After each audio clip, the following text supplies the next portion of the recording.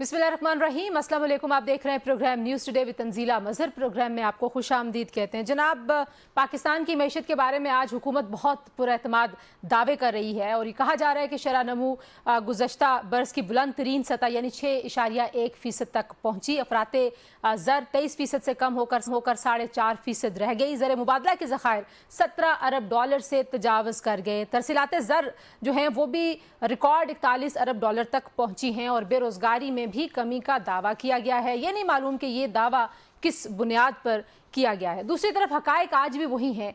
आम आदमी आज भी बिजली और गैस की कीमतों, उनके बिलों के नीचे दबा हुआ है, महंगाई के नीचे दबा हुआ है और उसकी आज जो सबसे बड़ी तशवीश है वो रोज़गार के मौके पैदा ना होना है। हुकूमत एक तरफ तो मुआशी बहाली के दावे करती है, ये दावा किस हद तक दुरुस्त है और क्या मुआशी बहाली से हम एक ग्रोथ की तरफ जा रहे हैं, एक ग्रोथ इकॉनमी बनने की कोई कैपेसिटी नज़र आती है? हुकूमत की आज की जो पॉलिसी फाइनेंशियल नज़र आई है, क्या ये सिर्फ आदाद शुमार का गोरख धंधा है या हुकूमत वाकई ऐसी इस्लाहात करने की तरफ भी माइल नज़र आती है जिससे हम एक ग्रोथ इकॉनमी की तरफ जाएं? जो बड़े सेक्टर्स हैं जहां पे जॉब क्रिएशन होना है, जहां से पाकिस्तान की पैदावारी सलाहियत में बढ़ना है, जहां से पाकिस्तान का जो ह्यूमन रिसोर्स है उसने कमाना है, उन सेक्टर्स के लिए इस पूरे बजट में क्या है? और जो 18,771 अरब रुपए के अखराजात हैं उसमें से 8,000 अरब रुपए सिर्फ कर्जों की का जो सूद है उसकी अदायगी में खर्च होता है। तो ये कितना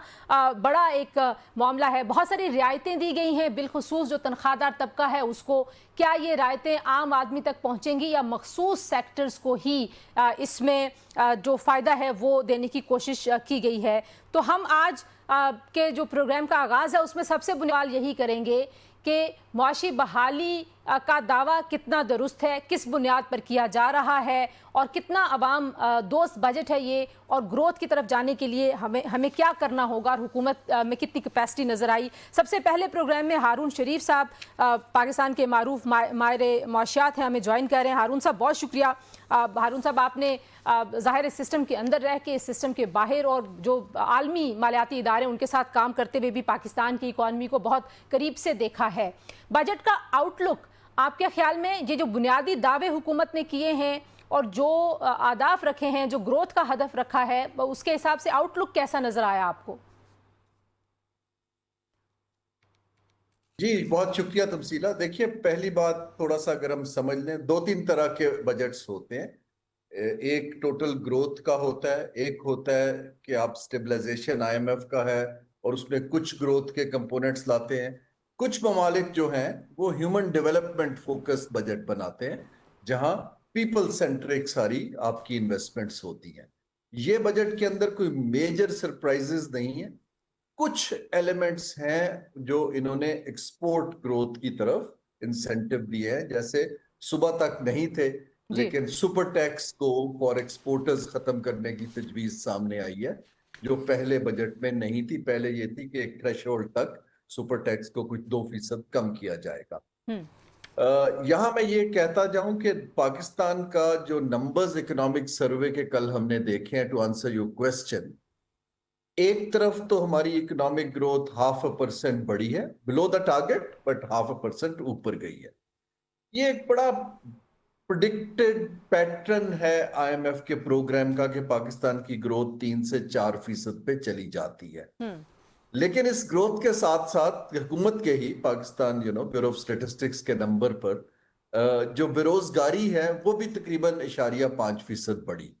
ठीक है, सवाल ये पैदा होता है कि क्या ऐसी इकोनॉमिक ग्रोथ हो रही है जो रोजगार के मौके पैदा कर रही है, या ऐसे सेक्टर्स हैं क्योंकि आप नंबर्स देखें, ऑटोमोबाइल सेक्टर है, कम्युनिकेशन का है, पेट्रोलियम का है, सीमेंट का है, अगर ये ग्रो कर रहे हैं और ये ना एक्सपोर्ट कर रहे हैं और ना ही ये रोजगार ला रहे हैं, तो क्या ये ग्रोथ सस्टेनेबल है या नहीं? हारून साहब, आपने जिक्र किया कि जाहिर है जब IMF के प्रोग्राम में बजट आ रहे होते हैं तो जाहिर है ग्रोथ जो है वो हमेशा ऊपर जाती हुई दिखाई देती है, लेकिन वो एक सस्टेनेबल ग्रोथ है नहीं, क्योंकि फिर हम एक बहुत बड़ा डिक्लाइन देखते हैं। फिर खुदा ना खास्ता हम जो हैं वो आपने देखा कि बैंकरप्सी तक की बातें कर रहे थे और फिर दोबारा हम खड़े हुए।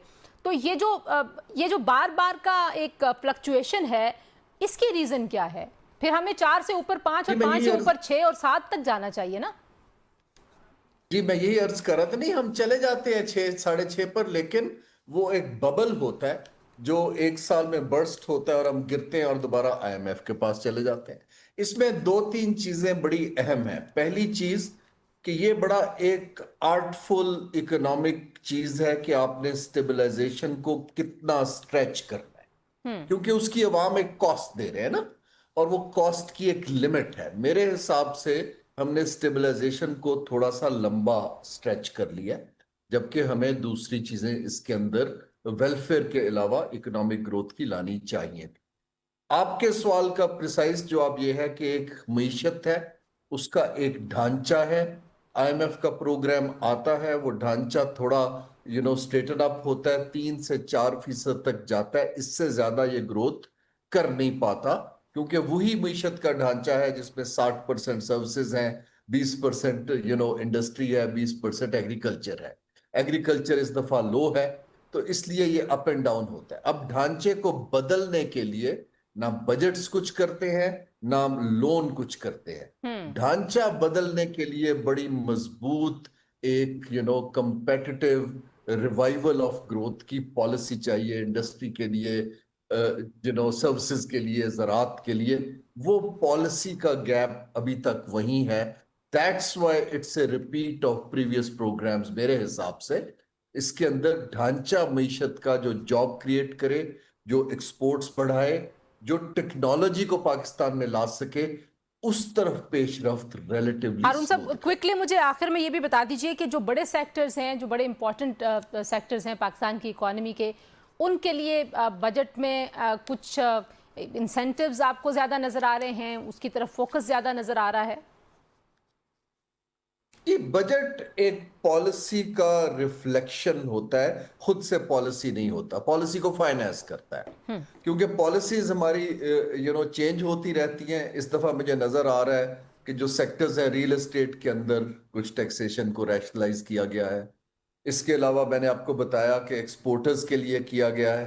हालांकि इन्होंने आईटी को थोड़ा इनकरेज किया है, फिक्स टैक्स रिजीम को 3 साल के लिए आगे ले गए हैं। हमारे जैसे लोगों का ख्याल था कि आप एफबीआर की हरासमेंट से बचने के लिए सब एक्सपोर्टर्स को आप फिक्स टैक्स रिजीम में रखें कि वो 1% अपनी बाहर से जो इनकम आती है टैक्स दे दें और बाकी उनसे ना लें। सो पार्टली यस, क्योंकि हमारी जो कॉस्ट ऑफ डूइंग बिजनेस है हमारे कंपेटिटर से तकरीबन 22 से 25% बढ़ चुकी है। तो आई वॉज एक्सपेक्टिंग कि थोड़ा सा वहां ये ज्यादा करेंगे, लेकिन 10-12% का रिलीफ दिया गया। So real estate, some limited relief to exporters, more relief to IT exports। ये मुझे इस बजट के अंदर सेक्टर्स का दिखाई। बहुत शुक्रिया हारून शरीफ साहब, आपने में वक्त दिया जी। आबिद सुलहरी साहब अनदर एमिनेंट एक्सपर्ट हैं इकॉनमी के, एसडीपीआई के एग्जीक्यूटिव डायरेक्टर, हमें ज्वाइन कर चुके हैं। डॉक्टर साहब आपका भी बहुत शुक्रिया। डॉक्टर साहब, कल आपने जो इक्तिसादी सर्वे था उसके ऊपर बड़ा तफसील से एक एक शोबे को डिस्कस किया, और उसमें जो कमियाँ हैं, जो एक्सपेक्टेशंस थी आपकी, आपने वो भी लिखी अपने मजमून में, कॉलम में। आज बजट को देखते हुए आपको नज़र आया कि हुकूमत की जो तरजीहात हैं वो उन तमाम शॉर्टफॉल्स को कम से कम एड्रेस कर रही हैं, या रियलाइज़ कर रही हैं कि यहाँ पे कमी है, यहाँ में ज़्यादा चीज़ें करने की ज़रूरत है, यहाँ में ज़्यादा इंसेंटिव देने की ज़रूरत है, यहाँ हमें कुछ ज़्यादा रिलीफ देने की ज़रूरत है। और ओवरऑल ये रिलीफ का बजट है जैसे शहबाज शरीफ साहब कह रहे हैं, या ये आईएमएफ का बजट है जैसे अपोजिशन कह रही है? आपके ख्याल में कैसा बजट है? तंजीला, ना तो ये रिलीफ का बजट है, ना ये आईएमएफ का बजट है। ये पाकिस्तान का फेडरल बजट है, और ये पाकिस्तान के मारूजी हालात के मुताबिक बनाया जाता है या बनता है कि हमारी आमदनी क्या होगी, हमारे अखराजात क्या होंगे, और उसके साथ फिर आगे सिलसिला जो है वो चलता है। मेरे जितने भी जो कमेंट्स होंगे, those are based on budget speech, क्योंकि अभी पूरा फाइनेंस बिल मैंने एनालाइज नहीं किया।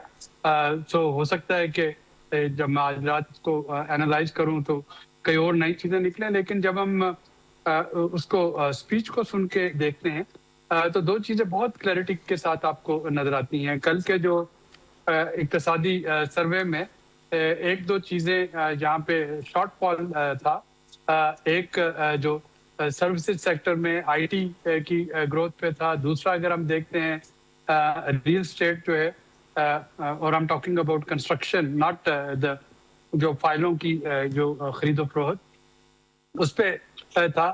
اور تیسرا جس پہ کہ بار بار پچھلے پورا سال بات ہو رہی تھی کہ بجائے اس کے کہ جو ڈاکومنٹڈ اور فارمل سیکٹر ہے اسی کو نچوڑتے رہے, ہمیں کوشش کرنا ہوگی کہ جو انڈاکومنٹڈ سیکٹر ہے, جو انفارمل ٹیکسیبل سیکٹر ہے, اس کو بھی ٹیکس نیٹ میں لایا جائے اور اس کو ٹیکس کو براڈن کیا جائے. ابھی یہ جو بجٹ پیش کرنے میں تاخیر تھی, ایک تو اس کی وجہ سیاسی تھی, پیورلی صوبوں اور وفاق کے درمیان جو مذاکرات تھے, لیکن اس کی ایک وجہ یہ بھی تھی کہ حکومت جو ہے وہ آئی ایم ایف کے ساتھ مسلسل نیگوشیشنز کر رہی تھی. آپ کو جو کچھ اس میں بزنس فرینڈلی اور جو سیلڈ پرسن فرینڈلی آپ کو جو چیزیں نظر آ رہی ہیں وہ بنیادی طور پہ آئی ایم ایف کے ساتھ ان پہ ڈسکشن چل رہی تھی. اور آئی ایم ایف کا ایک ہی جواب تھا کہ آپ جتنا مرضی ریلیف دے لیں لیکن قرض لے کے آپ ریلیف نہیں دے سکتے. آپ کو یہ دکھانا ہوگا کہ آپ اپنا ریونیو کہاں سے پورا کریں گے. اور اگر یہ چیزیں اس وقت بجٹ اسپیچ میں شامل ہیں تو اس کا مطلب ہے کہ حکومت ڈٹرمنڈ ہے کہ وہ اپنا ٹیکس نیٹ بڑھائے گی. اب وہ ٹیکس نیٹ جو ہے کیا یہ جو فکسڈ اسکیم ہے ریٹیلرز کے لیے, کیا وہ تاجر دو اسکیم کی طرح فیل ہو جائے گی یا کامیاب ہوگی؟ جو ہمیں ہول سیلر کو ٹیکس نیٹ میں لے کے آنا ہے, جو اگر آپ ایک ہفتہ ڈیڑھ ہفتہ پہلے کا نیب کے چیئرمین کی اسٹیٹمنٹ دیکھیں جس میں انہوں نے فائلوں کی خرید و فروخت کو ڈسکریج کیا بڑی شدت کے ساتھ, تو کیا ہم جو پراپرٹی ہے اس میں واقعتاً ڈاکومنٹڈ اکانومی کی طرف جا رہے ہوں گے؟ ڈاکٹر صاحب جو ظاہر ہے جو اس نیٹ میں موجود ہیں لوگ, ظاہر ہے وہ ایک بڑا ویلڈ کوسچن کرتے ہیں, ظاہر آپ سے بھی کرتے ہیں, ہم سے بھی کرتے ہیں, ہمارے شوز میں آتے ہیں, حکومت سے بھی کرتے ہیں. ہم جب عوام کے پاس جاتے ہیں عوام ہم سے بھی پوچھتے ہیں کہ بھئی ہمیں اس کا ریوارڈ کیا ہے. ایک عام آدمی کو جو سیلریڈ طبقہ ہے بالخصوص وہ ٹیکس ادا کرتا ہے تو اس کو واپسی حکومت کی طرف سے کیا ایسی سہولتیں جو دی جاتی ہیں. تو یہی ٹریڈرز بھی کہتے ہیں کہ اگر ہم ایک دفعہ شکنجے میں آ گئے تو پھر تو ہم ہمیشہ کے لیے آ جائیں گے. مجھے ایک بڑا یہ لیم سا آرگیومنٹ ہے but I heard about it کہ کیا فائدہ ہوگا اگر ایک دفعہ آ گئے تو پھر پھنس جائیں گے اس لیے نہیں آئیں گے. تو آپ جو کہہ رہے ہیں تاجر دوست کی طرح حال ہو تو مجھے لگتا ہے وہی ہوگا. دیکھیں اسی شکنجے کو جو ہے لوز کرنے کے لیے ایک جو بہت امپورٹنٹ ڈیولپمنٹ ہونے جا رہی ہے وہ ایف پی آر کی تنظیم نو ہے. ابھی تو یہ ہو رہا تھا کہ ایف پی آر یہ اسیسمنٹ کر رہی تھی, ایف پی آر آپ کو وہی آفیسر آپ کو نوٹس بھیج رہا تھا یا بھیج رہی تھی, انہی کے پاس جا کے آپ نے اپنی اپیل کرنی تھی اور وہی آپ کو جو ہے وہ جرمانہ کر رہے ہوتے تھے. تو ہر چیز ایک جگہ مرکوز تھی جس کی وجہ سے کافی ساری نان ٹرانسپیرنسی اور سسٹم کو مس یوز کیا جا رہا تھا. ابھی جو او ای سی ڈی کا جو 3 ڈویژن سسٹم ہے جس میں کہ 3 علیحدہ ونگز ہیں, اس کو پاکستان میں لایا جا رہا ہے.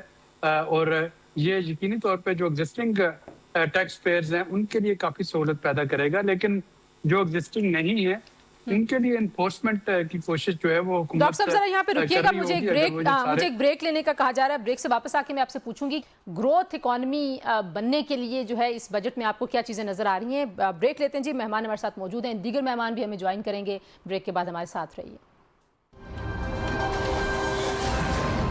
پروگرام ایک بار پھر آپ کو خوش آمدید کہتے ہیں جی. ڈاکٹر عابد سلیری ہمارے ساتھ موجود ہیں اور کچھ ہی دیر میں ہمیں جوائن کریں گے کامران ارشد صاحب جو چیئرمین ہے ایپٹما کے, اور حسن بخشی جو چیئرمین ہے آباد کے, وہ بھی ہمارے ساتھ موجود ہوں گے. عابد صاحب, جو میں نے آپ سے سوال کیا تھا بریک پر جاتے ہوئے کہ گروتھ اکانومی ہم نے کیسے بننا ہے, آپ کو حکومت کے اس دعوے میں کتنی صداقت نظر آتی ہے کہ اب معیشت جو ہے وہ بحالی کا جو لیول ہے وہاں پہ پہنچ گئی ہے, بحالی کی سطح تک آ گیا ہے معاملہ, اور ساتھ میں جو بے روزگاری کے کم ہونے کا دعویٰ کیا گیا ہے, اب اس کے لیے کوئی بنیاد آپ نے دیکھی؟ پہلے تو تنزیلہ میں بتاتا چلوں کہ گروتھ جو ہے یہ انٹرنل تو ہم جو بھی پالیسیز اور بجٹ اور فائنینشیل جو بھی سسٹم لے کے آئیں گے وہ ہے ہی ہے, لیکن 2 ایکسٹرنل فیکٹرز ہیں جن کو نظر انداز نہیں کیا جا سکتا. پہلا جو ہے وہ مانسون ہے. آپ دنیا کا جتنا مرضی اچھا بجٹ بنا لیں, جو مرضی کر لیں, خدا نخواستہ ایک بری مانسون جو کہ ہم نے جیسے 2022 کے سیلاب میں دیکھا یا ایون 2025 میں بھی ہم نے دیکھا کہ اس سیلاب کے نتیجے میں کاٹن کی جو تھی پروڈکشن وہ گری, جس کی وجہ سے نہ صرف ہماری ایکسپورٹس متاثر ہوئی بلکہ ایگریکلچر کا ہدف بھی حاصل نہ ہو سکا. تو ایک جو فیکٹر ہے اس میں وہ مانسون ہے گروتھ کے لیے, اور دوسرا امپورٹنٹ فیکٹر جو ہے وہ اس وقت مشرق وسطیٰ کی صورتحال ہے. ہمیں اتفاق سے جو جنگ ہے وہ 1 مارچ سے لے کے اگر ہم آج تک دیکھیں تو اس نے رواں مالی سال کو بہت زیادہ اس طریقے سے متاثر نہیں کیا. لیکن اگر کل بھی ایران اور امریکہ کی صلح ہو جاتی ہے تو ابھی تیل کی قیمتیں جو ہیں وہ ہائر سائڈ پہ رہیں گی. ابھی جو لاجسٹک ہے وہ جو جہاز ہیں ان کی انشورنس 4000 گنا بڑھ چکی ہے اسٹریٹ آف ہارمز سے جو گزرتے ہیں ویسلز.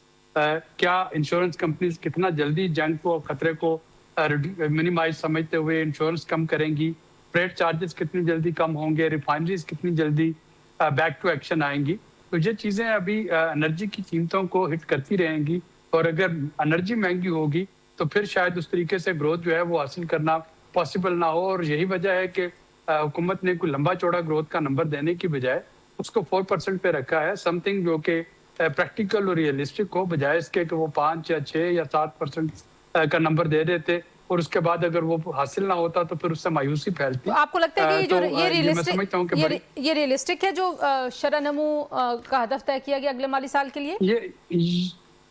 یہ کافی حد تک ریئلسٹک ہے, لیکن دوبارہ میں دہراتا ہوں کہ اگر مونسون جو ہے وہ مہربان رہے, اگر خدا نخواستہ اس دفعہ پھر سیلاب کی صورتحال آ گئی اور وہ ڈیپینڈنگ کہ کن کن اضلاع کو متاثر کرتی ہے, تو پھر جو گروتھ ٹارگٹ ہے ایگریکلچر کا وہ حاصل کرنا مشکل ہو جائے گا اور وہ آپ کے باقی نمبرز کو بھی افیکٹ کرے گا. جو حکومتی اخراجات ہیں, اور ظاہر ہے اگر ہم بات کریں کہ یہ تقریباً 18,771 ارب روپے کے جو اخراجات ہیں اس میں 8,000 ارب جو ہے وہ صرف قرضوں کے سود یعنی کہ ڈیٹ سروسنگ میں جا رہا ہے.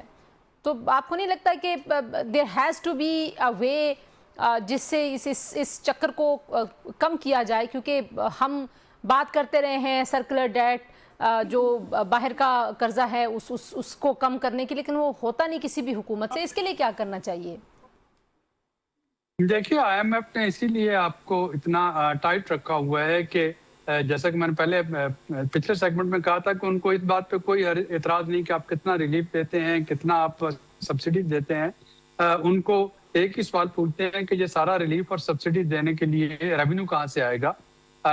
یا آپ اپنے باقی اخراجات کم کر لیں یا آپ اپنا ریونیو بڑھا لیں.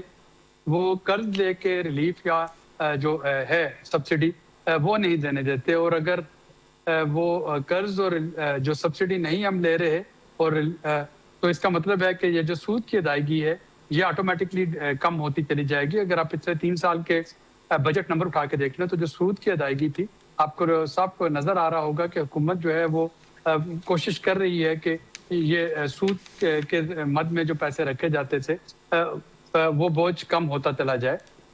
اور یہ اسٹریٹجی میرا خیال ہے بڑی وائڈ اسٹریٹجی ہے. ادروائز اگر آپ کریڈٹ کارڈ پہ اسپینڈنگ کرتے چلے جائیں اپنے خاندان کو خوش کرنے کے لیے, اور اس کے بعد پتہ چلے کہ کرکی ہو گئی ہے چونکہ آپ کے پاس کریڈٹ کارڈ کی پیمنٹ کرنے کے لیے رقم نہیں, یا اس وقت جو ہے وہ اہل خانہ کا زیور جو ہے وہ بیچنا پڑ رہا ہو, تو اس سے بہتر ہے کہ آپ آج اپنا ہاتھ ٹائٹ کر لیں اور یہ جو سود ہے اس سے جان چھڑائیں.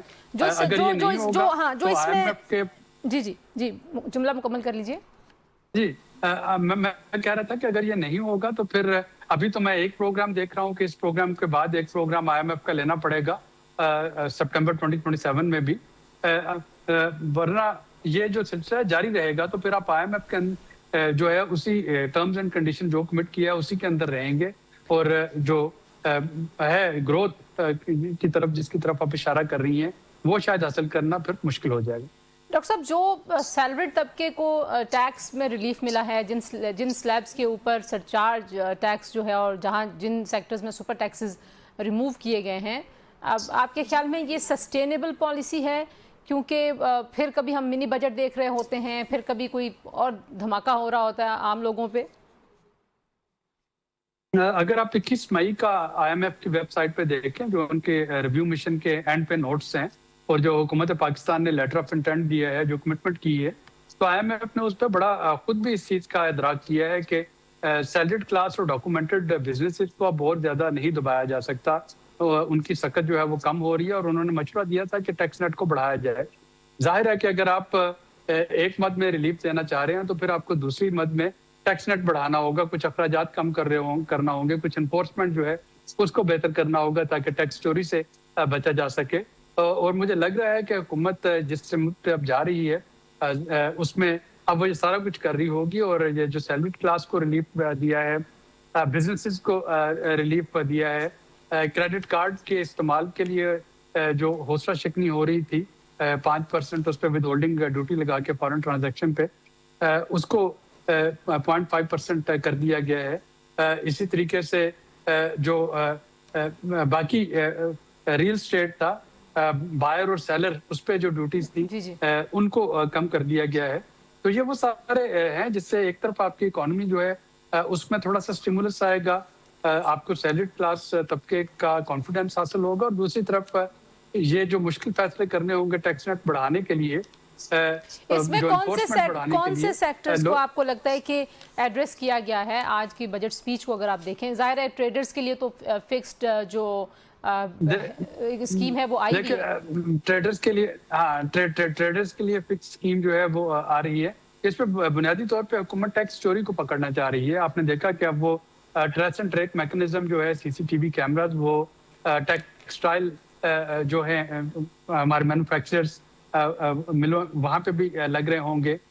مینوفیکچرنگ کے اور بہت سے جو ہیں پوائنٹس یہاں پہ کہ اپنی پروڈکشن کو وہ انڈر رپورٹ کر رہے تھے، وہاں پہ حکومت ٹریک اینڈ ٹریس میکنزم لگا رہی ہے تاکہ یہ سیکٹر سے جو ٹیکس چوری ہے اس کا خاتمہ کیا جا سکے، اور اگر ٹیکس چوری کا خاتمہ ہوتا ہے تو وہ جو ٹیکس پوٹینشیل آپ کا آٹومیٹکلی ریلائز ہونا شروع ہو جائے گا۔ تو جو وفاق اور صوبوں کے درمیان جن معاملات کو ایڈریس کیا گیا ہے اس مالی بجٹ میں، ان کا کیا امپیکٹ آپ دیکھتے ہیں؟ دیکھیے، وفاق اور صوبوں کا این ای سی کی میٹنگ میں، جی ڈاکٹر صاحب، جس میں جو ترقیاتی این ای سی کی میٹنگ میں بڑا ایک امپورٹنٹ سٹیپ لیا گیا، جس میں جو وفاق اور صوبوں کے ترقیاتی پروگرام تھے اس میں تقریباً 800 روپے کی رضاکارانہ طور پہ کمی کی گئی، اور یہی 800 ارب روپیہ جو ہے اگر وہاں پہ خرچ ہو رہا ہوتا تو پھر آپ کو جو ریلیف میجر بہت سے نظر آ رہے ہیں وہ شاید اس طریقے سے نظر نہ آ رہے ہوتے۔ تو اب آئی ایم ایف کا جو دوسرا مطالبہ ہے وہ یہ ہے، جو ہم نے حکومت نے کمٹ کیا ہے کہ بس پہ تو آپ اپنی سپینڈنگ بڑھا رہے ہوں گے، اس کو انفلیشن سے لنک کر کے پیریوڈکلی اس کو ریویو کر رہے ہوں گے اسٹائپنڈ کو، اور دوسرا وہ جو ہیومن ڈیولپمنٹ ہے اس پہ خرچ کیا جا رہا ہوگا۔ جو نئی سکیمز ہیں ان کو شروع کرنے کی بجائے جو پرانی سکیمز ہیں ان کا تھرو فارورڈ کو کم کیا جائے گا، ان کو کمپلیٹ کیا جا رہا ہوگا، اور یہ چیزیں آپ کو اس وقت بجٹ میں بڑا کلیئرلی نظر آ رہی ہیں۔ جس طریقے سے جو اینول ڈیولپمنٹ پلان صوبوں کے جو ہیں ان میں کمی لائی گئی، یا وفاق نے پی ایس ڈی پی میں اپنے اینول ڈیولپمنٹ پلان میں جو کمی لیتا ہے۔ تو جو اب ظاہر ہے ہم دیکھ رہے ہیں کچھ معاملات پہ، جیسے جو تنخواہ دار طبقہ ہے اس میں تو ہم نے ریلیف دیکھ لیا، لیکن آپ کو لگتا ہے کہ جو باقی سیکٹرز ہیں اس میں کیا؟ لیکن عابد صاحب ذرا رکیے گا، حسن بخشی صاحب ہیں چیئرمین آباد، ہمیں جوائن کر چکے ہیں۔ بخشی السلام علیکم جی، کیسے آپ؟ خیریت سے ہیں؟ وعلیکم السلام۔ کس طرح سے دیکھ رہے ہیں بالخصوص آپ کے شعبے میں کچھ ریلیف دینے کی حکومت نے کوشش کی ہے؟ اوورال بجٹ پہ بھی کامنٹ کیجئے، بالخصوص جو آپ کا شعبہ ہے اس کے لیے کتنا فرینڈلی ہے یہ بجٹ؟ جی بسم اللہ الرحمن الرحیم۔ کتنی فسکل سپیس فیڈرل گورنمنٹ کو اویلیبل تھی اس میں سمجھتا ہوں یہ ایک اچھا بجٹ ہے۔ انہوں نے سیلریڈ کلاس کو بھی ٹیکس کچھ ریلیف دیا ہے، اگرچہ کم ہے بس ٹھیک ہے۔ اسی طرح بزنس مین کو بھی ریلیف دیا ہے اور ایکسپورٹرز کو بھی ریلیف دیا ہے۔ I think this is what federal government could have done with the available resources. جہاں تک میں کنسٹرکشن سیکٹر کی بات کروں، سو کنسٹرکشن سیکٹر پہ جو ٹرانسفر ٹیکسز ہیں وہ انہوں نے تقریباً آدھے کر دیے ہیں۔ آدھے کرنے سے یہ ضرور ہوگا کہ ٹرانزیکشن کی کاسٹ کم ہوگی۔ ہاویور میں سمجھتا ہوں کہ اگر 2 لائنیں اور بول دیتے فائنانس منسٹر صاحب کہ آتے ہوئے سالوں میں ہم اس کو مزید نیچے کریں گے اور ریجنلی کمپیٹیٹو بنائیں گے تو لوگوں کا حوصلہ بھی بڑھتا اور لوگ مزید انویسٹمنٹ کے لیے بھی آگے آتے ہیں۔ خیر میں سمجھتا ہوں گورنمنٹ کی سمت وہی ہے۔ मेरा सेक्टर कंस्ट्रक्शन का और डेवलपमेंट का है, मेरा सेक्टर फाइलों की खरीद और फरोख्त से मेरा ताल्लुक नहीं है। जी आई नो, लेकिन जो रियल एस्टेट के लिए जो पॉलिसी रही है, हमने देखा था माजी की हुकूमतें जो हैं वो एमनेस्टी स्कीम्स देती नहीं, जाहिर है वो उसका उतना फ़ायदा नहीं हुआ। अब आज जो बजट पेश किया गया है इसमें रियल एस्टेट जाहिर है जुड़ा हुआ है आपके शोबे से, तो वहाँ पे हुकूमत की पॉलिसी को किस तरह से आप देखते हैं? जी, मैंने कहा ट्रांजैक्शन कॉस्ट कम की गई है, अच्छा इकदाम है ये, हम इसको अप्रिशिएट करते हैं। अगरचे हमारी 2-3 डिमांड थी। One of our demand was कि लॉन्ग टर्म 15 साल की पॉलिसी दे दें ताकि सरमायाकारी करने वाले को भी अंदाजा हो और टैक्स एजेंसीज को भी अंदाजा हो, खरीदार को भी अंदाजा हो कि किस तरफ मूव करना है, और ये पॉलिसी स्टेक होल्डर से मिलकर मशावरत से बनाई जाए और लेजिस्लेशन इसको गारंटी करे। एक तो हमारी डिमांड ये थी, दूसरी हमारी डिमांड ये थी जी बख्शी साहब मैं दूसरी डिमांड आपकी जरा ब्रेक के बाद सुन लेती हूँ जी, शामिल करते हैं एक ब्रेक के बाद जी मेहमान हमारे साथ मौजूद हैं। वफाकी बजट जो आइंदा माली साल के लिए आज पेश किया गया है मुजवजा, उसके ऊपर हम मेहमानों की राय ले रहे हैं। हमारे साथ रहिए, ब्रेक के बाद वापस आते हैं, स्टे ट्यून्ड। बख्शी साहब जो है वो हमसे बात कर रहे थे जी, ब्रेक पर जाते हुए आपको एक बार फिर खुशामदीद कहते हैं प्रोग्राम में, और वो कह रहे थे कि एक हमारा जो मुतालबा था वो ये था कि 15 साल की एक पॉलिसी होनी चाहिए। अच्छा, ये एक बड़ा वैलिड मुतालबा है, सिर्फ इस सेक्टर के लिए नहीं। मतलब जब हम इकोनॉमिक पॉलिसी पे देखते हैं तो तब हम यही सोचते हैं कि सस्टेनेबल क्यों नहीं है, एक कंटिन्यूटी ऑफ पॉलिसीज़ जो है वो क्यों नहीं है।